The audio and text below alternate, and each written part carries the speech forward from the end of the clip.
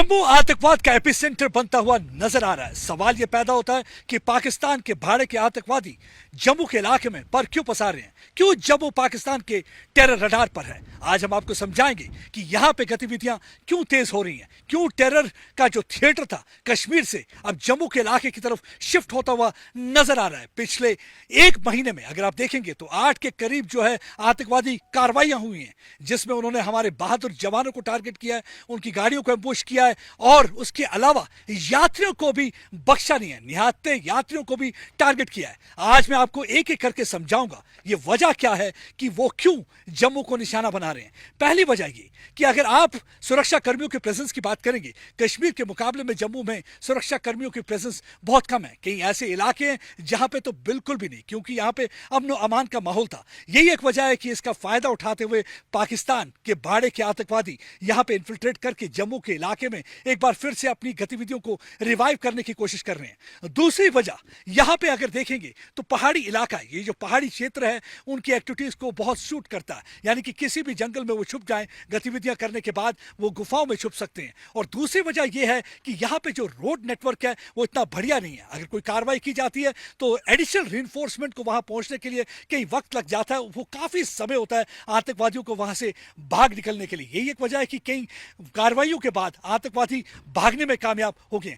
तीसरी वजह यह है कि जम्मू में अगर हम पॉपुलेशन की बात करें तो यहां पे हिंदू समुदाय के लोग ज्यादा रहते हैं। एक बार फिर से चाहते हैं कि हिंदुओं को टारगेट करना। हमने देखा कि किस तरीके से इन्होंने वैष्णो देवी के यात्रियों को टारगेट किया था। जब 9 तारीख को, जिस दिन नरेंद्र मोदी शपथ लेने वाले थे, उसी दिन उन्होंने यात्रियों की बस को टारगेट किया जिसमें 9 के करीब मारे गए, क्योंकि ये दंगे फैलाना चाहते हैं, एक कम्युनल तनाव पैदा करना चाहते हैं, एक दरार पैदा करना चाहते हैं हिंदू और मुसलमानों में। लेकिन हिंदू और मुसलमान समझते हैं पाकिस्तान की साजिश को, इनके नापाक इरादों को, वो इनको नापाक इरादों को कामयाब नहीं होने देंगे। चौथी वजह यह है क्योंकि पाकिस्तान एक इंप्रेशन देने की कोशिश कर रहा है कि अनुच्छेद 370 हटने के बाद यहां पे बिल्कुल भी नॉर्मल सी नहीं है। कश्मीर की बात छोड़िए, जम्मू भी बिल्कुल सेफ नहीं है। परेशानी पाकिस्तान की इसलिए है क्योंकि लोकसभा चुनाव में देखा गया कि किस तरीके से भारी तादाद में लोग निकल कर आए, उन्होंने डेमोक्रेसी के लिए वोट दिया, क्योंकि उन्हें मालूम है डेमोक्रेसी जो जमहूरियत है उनके लिए कितनी जरूरी है। पाकिस्तान की तरह यहां जमहूरियत नहीं, यहां लोगों के पास पावर है, वो अपने नुमाइंदे चुनते हैं। पाकिस्तान में तो सिलेक्शन होती है, यहां पे सही मायने में इलेक्शन होती है और लोग ये बात जानते हैं, क्योंकि लगातार पाकिस्तान कहने की कोशिश कर रहा था कि अनुच्छेद 370 हटने के बाद कश्मीर के लोगों को जमहूरियत पर भरोसा उठ गया, भारत के आईन पर भरोसा उठ गया, लेकिन कश्मीर के लोगों ने करारा तमाचा उनके मुंह पर मारा। लेकिन अब जब असेंबली चुनाव आने वाले हैं तो एक दहशत का माहौल पैदा करना चाहते हैं, डर का माहौल पैदा करना चाहते हैं कि लोग भारी तादाद में बाहर निकलकर वोट डालने के लिए ना आए। तो यही एक वजह है कि इस इलाके को टारगेट किया जा रहा है। चौथी इंपॉर्टेंट वजह यह है कि पाकिस्तान के अंदरूनी हालात सबको मालूम है, पॉलिटिकल टर्मोइल है, इकोनॉमिक क्राइसिस है, आर्थिक स्थिति उनकी बिगड़ती जा रही है। हमने देखा कि किस तरीके से उन्होंने पाकिस्तान की इमरान खान की पाकिस्तान तहरीक इंसाफ पार्टी को भी बैन करना शुरू कर दिया है। वो चाहते नहीं कि कोई और अपोजिशन पार्टी हो, क्योंकि उन्हें अंदर खतरा है, वहां पे एक पॉलिटिकल खतरा है। उस की वजह से ये चाहते हैं कि यहां पे गतिविधियां तेज हों, ताकि डाइवर्ट की जाए अटेंशन जो है उनको डोमेस्टिक ऑडियंस की पाकिस्तान में, और वो उनसे सवाल ना पूछे बल्कि उनकी अटेंशन जम्मू कश्मीर के इलाके की तरफ रहे। और चौथी वजह है कि उन्हें मालूम है कि पिछले कई महीनों से जितने भी टॉप कमांडर हैं वादी कश्मीर में मारे जा चुके हैं, क्योंकि वादी कश्मीर में पूरी तरह से हमारे सुरक्षा बल जो है डोमिनेट करते हैं काउंटर टेरर ऑपरेशन को। यही एक वजह है कि कई जैश ए मोहम्मद, हिजबुल मुजाहिदीन और लश्कर के कमांडर मारे जा चुके हैं। वो चाहते हैं कि कुछ राहत मिले। यही एक वजह है कि वो चाहते हैं कि सिक्योरिटी फोर्सेस का ध्यान जो है जम्मू के इलाके की तरफ हो, ताकि सिक्योरिटी की प्रेजेंस इस तरफ हो जाए, आतंकवादी गतिविधियां यहां की जाएं, ताकि एक बार फिर से पाकिस्तान के जो भाड़े के आतंकवादी कश्मीर में छुपे हुए हैं एक बार फिर से अपना सर उठा सकें और एक बार फिर से वो अपनी गतिविधियां तेज कर सकें। लेकिन उन्हें याद रखना होगा कि भारत कि जो जवान हैं वो पूरी तरह से सक्षम है, पूरी तरह से तैयार हैं। कुछ देर के लिए आप जरूर उनको टारगेट कर सकते हो, लेकिन पहले भी उन्होंने आपको मुंह तोड़ जवाब दिया है। जब जब पाकिस्तान ने साजिश रची है उन्होंने मुंह की खाई है, चाहे वो कारगिल की जंग हो या चाहे वो प्रॉक्सी वॉर हो या लो इंटेंसिटी कॉन्फ्लिक्ट हो। यही एक वजह है कि लगातार जम्मू को टारगेट करने की कोशिश की जा रही है, जम्मू के हिंदू के इलाकों को घेरने की कोशिश की जा रही है। घेर के वो यहां पे प्रॉब्लम करना चाहते हैं, एक डर का माहौल पैदा करना चाहते हैं, लेकिन लोगों को परेशान होने की जरूरत नहीं है, क्योंकि उनके साथ उनके फौजी हैं जो शाना बशाना हरदम उनके साथ खड़े रहते हैं। फौजियों की बात छोड़िए, कई गांव वालों ने भी हथियार उठा लिए हैं, विलेज डिफेंस गार्ड बन के अपने गांव की सुरक्षा करना चाहते हैं। वो कहते हैं कि हम फर्स्ट लाइन ऑफ डिफेंस हैं, किसी भी गांव में हम बंदूक वह बरदारों के साथ जंग लड़ने के लिए पूरी तरह से तैयार हैं, लेकिन उन्हें उनके मंसूबों में कामयाब नहीं होने देंगे। आज हम आपको बताते हैं क्यों हर हिंदुस्तानी कैप्टन ब्रजेश थापा और उनकी फौजी टुकड़ी को दिल से सलाम कर रहा है। कल इन्हीं डोडा की पहाड़ियों में कैप्टन ब्रजेश थापा और उनके साथियों ने एक बहादुरी की गाथा रची। कल देर शाम जब उन्हें इत्तला मिलती है कि आतंकवादी देसा की जंगली इलाकों में छुपे हुए हैं, तो बिना वक्त जाया किए वो उस इलाके की तरफ बढ़ गए। और जैसे ही उन्हें पता चला कि ये डोक में छुपे हुए हैं, मालूम था कैप्टन ब्रजेश थापा को ये ऑपरेशन आसान ना होगा। अपनी जान की परवाह ना करते हुए वो उस डोक की तरफ बढ़ गए। उन्हें मालूम था कि वहां से गोलियों की बौछार भी हो सकती है, लेकिन उन्हें यह भी मालूम था कि अगर उन्होंने आतंकवादियों के साथ मुकाबला नहीं किया तो हो सकता है आतंकवादी यहां किसी निहत्थे को अपना निशाना बनाए। भारतीय फौज हमेशा चट्टान की तरह खड़ी रहती है, और उसी तरह से कैप्टन ब्रजेश भी चट्टान की तरह खड़े रहे, अड़े रहे और लड़ते रहे आखिरी दम तक। जैसे वो डोक में की तरफ जा रहे थे, उसी वक्त वहां से फायरिंग होती है। ये एक डिफरेंस आपको नजर आएगा पाकिस्तानी अफसर में और भारतीय अफसर में। भारत का जो अफसर है वो अपने जवानों के साथ शाना बशाना खड़ा रहता है, अपने जवानों के साथ लड़ता है, जबकि पाकिस्तान का अफसर ज्यादातर आप देखेंगे एक बिजनेस में लगा है, जमीन दबोचने में लगा हुआ है, और वह अपने आप को एक जागीरदार बनाने में लगा हुआ है।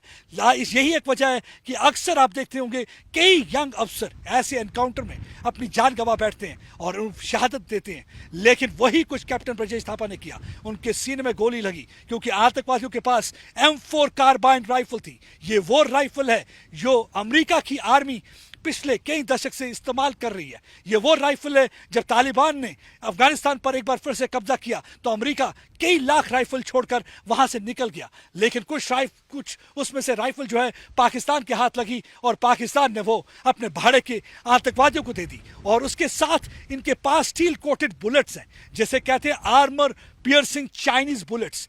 ये वो बुलेट हैं जो कि बुलेट प्रूफ को चीरते हुए जिस्म के अंदर धंस जाए। बिल्कुल वैसा ही हुआ, बुलेट प्रूफ के अंदर गोली लग गई, लेकिन उसके बावजूद ये फायरिंग करते रहे। इन्होंने इंश्योर किया कि आतंकवादी गांव की तरफ ना जाए बल्कि जंगलों की तरफ भागने में कामयाब हो। हालांकि पूरी कोशिश थी उनकी आतंकवादियों को मारने की। ब्रजेश थापा और उसके साथी चट्टान की तरह खड़े रहे गांव वालों के बीच में, और अगर कोई था तो वो ब्रजेश थापा थे। उन्हें मालूम था कि अगर इन्हें यहां से नीचे आने दिया तो हो सकता है निहत्तों को निशाना बनाएंगे, हो सकता है एक बार फिर से किसी और समुदाय के लोगों को टारगेट करेंगे, हो सकता है गरीबों को टारगेट करेंगे, एक बार फिर से यहां पे उथल पुथल का माहौल पैदा करने की कोशिश करेंगे।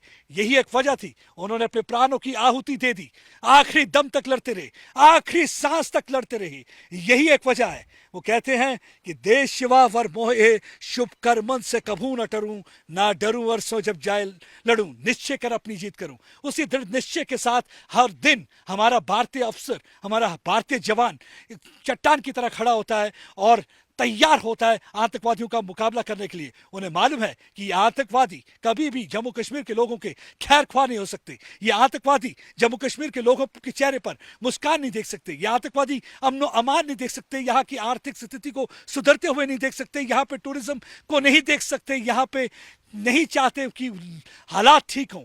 यही एक वजह है कि अक्सर पाकिस्तान की कोशिश रहती है यहाँ पे बंदूक बरदार भेजे जाएं ताकि निहत्तों को मारा जाए और हालात खराब किए जाएं।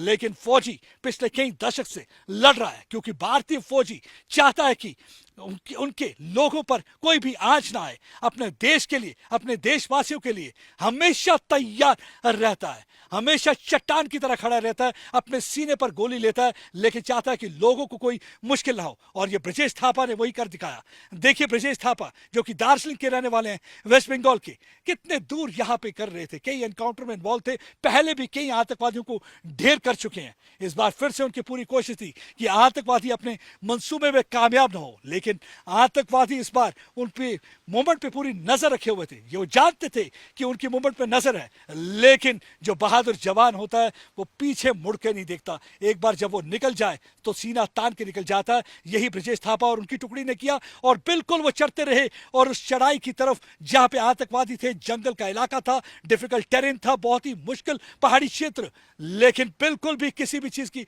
परवाह नहीं की, अंधेरे की परवाह नहीं की। आतंकवादी फाइनली उन्होंने अपने प्राण को देश और देशवासियों के लिए निछावर कर दिया। डोडा के हमले के बाद पाकिस्तान के भाड़े के आतंकवादियों की उल्टी गिनती शुरू हो चुकी है। उन्हें जहन्नुम पहुंचाने के लिए ब्लूप्रिंट तैयार कर दिया गया है। रक्षा मंत्री राजनाथ सिंह लगातार chief of army staff lieutenant general Upendra Dwivedi के संपर्क में हैं और उनसे पल पल का जायजा ले रहे हैं। जहां एक और काउंटर इन्फिल्ट्रेशन ग्रिड को सख्त बनाने की जरूरत है, वहीं दूसरी ओर काउंटर स्ट्रेटजी को भी रिवाइव किया जा रहा है। काउंटर टेरर स्ट्रेटजी में कोशिश की जा रही है कि वहां पे फौज की तैनाती की जाए जहां पे इस समय फौज की प्रेजेंस नहीं है, खासकर उन पहाड़ी इलाकों में पूरी तरह से गैप को फिल किया जाए ताकि आतंकवादी जंगल में मूवमेंट न कर पाए। उसके साथ साथ एक और रणनीति तैयार की गई है, उसे कहते हैं प्रोएक्टिव रणनीति, यानी कि अगर आतंकवादी कहीं भी नजर आते हैं तो उनके सर को कुचल दिया जाए। उसके साथ साथ हो सकता है कि फिजिकल क्रॉस बॉर्डर रेड भी हो। यही एक वजह है कि पाकिस्तान इस समय घबराया हुआ है।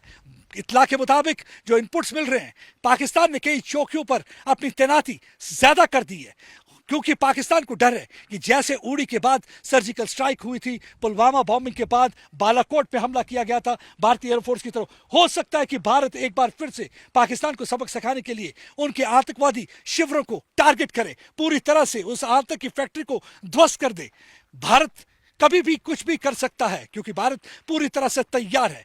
वो नहीं देख सकता कि उनके लोगों का खून बहाया जाए, वो नहीं देख सकता उनके बहादुर जवानों को टारगेट किया जाए। यही एक वजह है कि एक रणनीति बनाई जा रही है। एक तो कोशिश की जा रही है कि किस तरीके से ओवरग्राउंड वर्कर्स को पूरी तरह से खत्म कर दिया जाए, तहस नहस कर दिया जाए।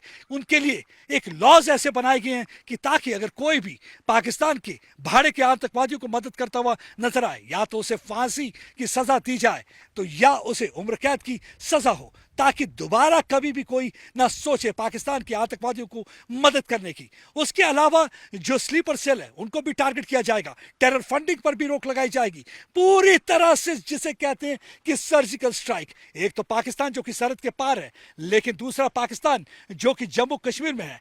उसका मतलब ये कि वो ओवरग्राउंड वर्कर जो पाकिस्तान के लिए काम करते हैं, उस ओवरग्राउंड वर्कर को, उस इकोसिस्टम को पूरी तरह से तहस नहस करना है, तभी यहां पे अमन अमान होगा। और उसके लिए पूरी तैयारी हो चुकी है। इन जंगल के इलाकों में जहां पे समय मैं खड़ा हूं, यहां पे आपको चप्पे चप्पे पर अब यहां पे सुरक्षा कर्मी तैनात नजर आएंगे। ऑलरेडी 1000 के करीब जो है पुलिस के border guard line of control जो कि पुल चरोजोरी में तैनात कर दिए गए हैं, वो वहीं के रहने वाले हैं। उन्हें चप्पे चप्पे से वो वाकिफ है, उन्हें मालूम है कि कौन ओवरग्राउंड वर्कर है, कौन आतंकवादियों की मदद कर रहा है और कौन सा टेरर रूट है, कौन से रास्ते से आतंकवादी घुसपैठ करके आ सकते हैं। इसीलिए उनको वहां पे तैनात किया गया। दूसरा, एक एंटी टनलिंग एक्सरसाइज की जा रही है ताकि टनल जो भी कहीं भी एग्जिस्ट करता हो उस टनल को ढूंढ लिया जाए और उसको बंद कर दिया जाए, क्योंकि उन सुरंगों का इस्तेमाल करके चूहों की तरह आतंकवादी यहां पे घुसकर आ रहे हैं। पिछले कई दिनों से हमने देखा है कि जो इन्फिल्ट्रेशन की गतिविधियां हैं